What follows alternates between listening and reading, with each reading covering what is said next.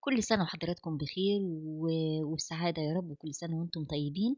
أيام قليلة ونستقبل أجمل شهر في السنة وهو شهر رمضان الكريم. ربنا يعيده علينا جميعا بخير. وطبعا من الحاجات الأساسية في شهر رمضان اللي احنا بنستناه من سنة لسنة القطايف. فأنا النهاردة جايبة لكم وصفة للقطايف بطريقة جميلة جدا، وهعمل لكم فيديو تاني بطريقة تانية. بس عايزة أقول لكم الطريقة دي هايلة بجد، بدل ما نقف في الطابور.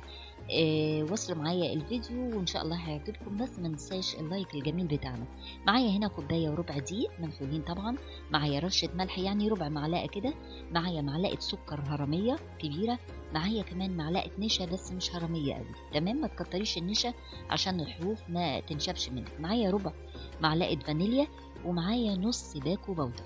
يبقى كوباية وربع دقيق، معلقة سكر، معلقة نشا، ذرة ملح، شوية فانيليا، معايا نص باكو بودر. ونقلب كويس قوي ونشوف المية بقى بتاعتنا. أول كوباية من الحنفية طبعا مش دافية ولا حاجة عشان مفيش خميرة، وبنقلب نقلب لغاية ما تبقى معانا بالشكل ده سايلة. يعني أنا خدت هنا على الكوباية وربع دقيق كوباية ونص مية، أو لازم تكون سايلة كده زي ما انت شايف.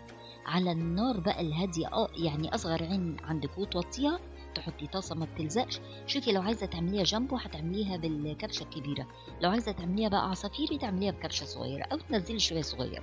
تمام. أول ما تسخن الطاسة من غير زيت ولا من غير حاجة خالص، تنزلي الدايرة زي ما نزلتها كده. وأول ما بتنزليها أهو على طول بصي، طبعا ما بتتقلبش، هي وش واحد بس. يعني بتسويها من وش واحد. شوفي أول ما النص كده خلاص يبقى ناشف ومفيهوش أي حاجة، مش عجين يعني، يبقى ناشف كده، تطلعيه على طول. أهو زي ما انت شايفاها كده. بصي ما شاء الله روعة.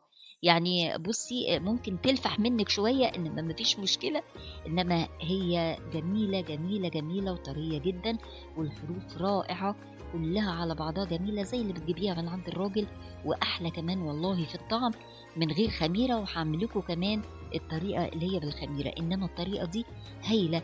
بصي وانتي تاكليها كأنك بتاكلي كده مخبوزة بالفانيليا، مفيهاش ريحة خميرة خالص. وطبعا تحشيها الحشو اللي انت عايزاه وتحمريها في الزيت، يطلع أجمل طبق قطايف. وكل سنة وانتم طيبين وبخير وسعادة يا رب.